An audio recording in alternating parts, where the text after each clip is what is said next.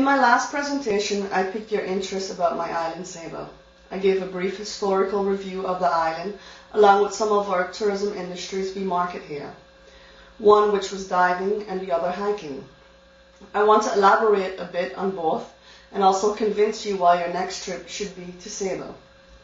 Saba appeals mainly to scuba divers, hikers and naturalists in search of peace and tranquility. Saba's volcanic origins have blessed their waters with spectacular formations and structural diversity. From shallow patch reefs to deep water seamounts, Saba offers interesting diving at each depth and for every diver's experience. The Saba Marine Park is one of the few self-sustaining marine parks worldwide. It's important to note that it was not established to help repair a damaged environment and ecosystem, but rather to safeguard and ensure the continued quality of an extraordinary resource. Saba offers year-round diving with seasonal differences in water temperature and surface conditions. Winter months bring cooler water, temperatures ranging from 77 degrees to 80 degrees Fahrenheit, whereas summer months yield a toasty 80 degrees to 85 degrees Fahrenheit. Nature itself ensures a variety of different marine activities and aquatic visitors throughout the year. The Saba Marine Park now boasts 28 permanently moored dive sites, and additional moorings have reintroduced some sites that had not been frequented since the park's original mooring installation. The Saba Marine Park is zoned for various recreational and commercial uses. The yachting community will be pleased to note there are more overnight yellow moorings in the place in both the Wells Bay area as well as the Fort Bay area. However, newly introduced legislation now dictates that all the visiting yachts must register and dive at one of Saba's local dive operations. Our small size, 5.1 square miles, and circular shape don't provide us with large leeward side, but nevertheless allows us to dive almost any day of the year, even with less than perfect weather.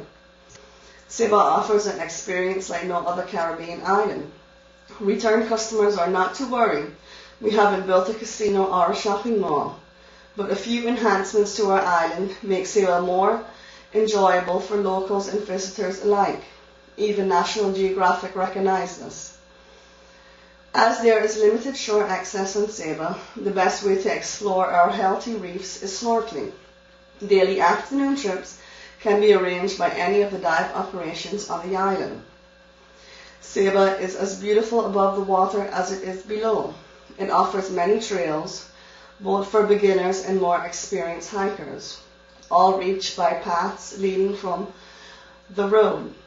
There's nothing more dramatic than the hike to the top of Mount Scenery, a volcano that erupted 5,000 years ago.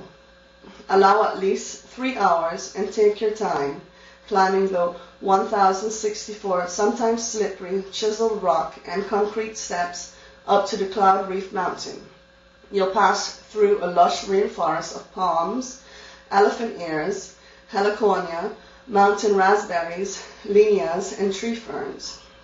The trail climbs through the Saba rainforest, providing spectacular views of the towns of the Bottom, St. John's, Fort Bay, and the Latter Bay during your climb. Upon reaching the top, the hike continues down through the volcanic cone and up to the communications tower. Queen Beatrix of the Netherlands climbed these steps in her pumps, and upon reaching the summit, declared, "This is the smallest and highest place in my kingdom." On a clear day, you can see the neighboring islands of St. Kitts, St. Eustatius, St. Martin, and even St. Bart's. Saba has a vast network of well-maintained trails. Trail maps and hiking information can be obtained from the Saba Trail Shop located in town of Windwardside, near the entrance to the Mount Scenery Trail. There are a couple of interesting side trails to Mount Scenery climb. The round-trip Mascahorn Hill track, veering off to the left, near a small farmer's hut about 15 minutes into your climb, adds another 20 minutes to your journey. Its stiff clamber over large boulders and thick tree roots into the heart of the rainforest, ending on an outcrop of rocks that offers a dramatic view over Booby Hill and out to sea, before you retrace your paths to the steppes. For the adventurous, the trail from Wells Bay through Mary's Point, past the Sulphur Mine to Lower Hell's Gate, is a great trail. It takes you along the north coast of the island, past an old settlement and through the rainforest.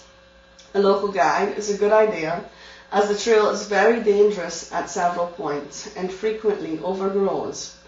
Those that take this hike are rewarded with amazing views of Saba, St. Martin, and ruins of the abandoned settlement of Mary's Point.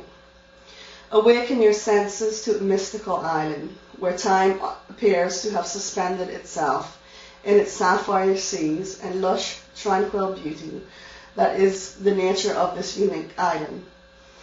Be whisked away at the whimsical pace in one of the Caribbean's few truly authentic places, where some of the friendliest people on earth live side by side with Mother Nature.